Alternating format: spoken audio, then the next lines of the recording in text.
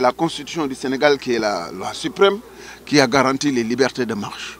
Et je pense qu'à ce niveau-là, il n'y a pas d'équivoque. Il n'y a pas besoin de réfléchir ni de se positionner. Ce qui est clair, c'est qu'aujourd'hui, tout citoyen a la liberté de marcher, de protester. Ce dont il s'agit ici, c'est la question, et c'est relativement à Guy Marius Sagna, c'est que le citoyen sénégalais subit une injustice consécutivement à la hausse du prix de l'électricité dans notre pays.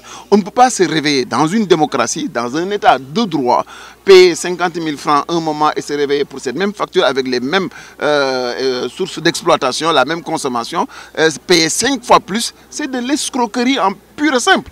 Et l'État ne peut pas être à la base avec une société qui est une société nationale qui aujourd'hui traite les citoyens de la sorte.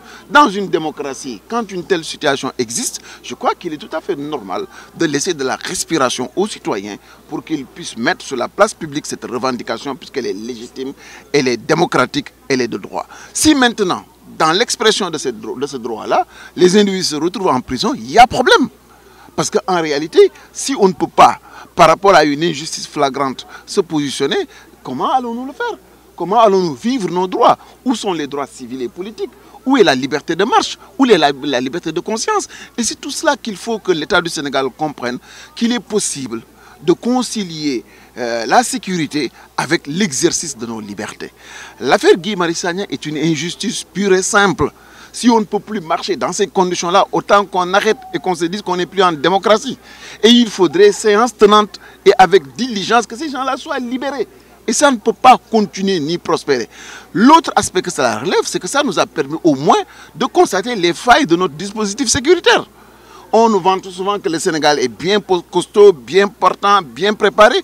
Mais quand un individu qui exprime une liberté constitutionnelle arrive à mettre à nu les insuffisances en termes de sécurité et en termes de réactivité des forces de sécurité, je pense que la question, ce n'est pas de s'acharner sur Guy Marius Sagna, c'est de se hâter à corriger les lignes de faille qu'il y a dans notre dispositif de sécurité et laisser les citoyens s'exprimer librement. Aux États-Unis, en France, en Angleterre, partout dans le monde, dans toutes les démocraties, jusque dans les grilles de leurs palais, des reines ou des premiers ministres ou des présidents de la République, les gens ont la possibilité de marcher et d'exprimer ce qui ne les arrange pas.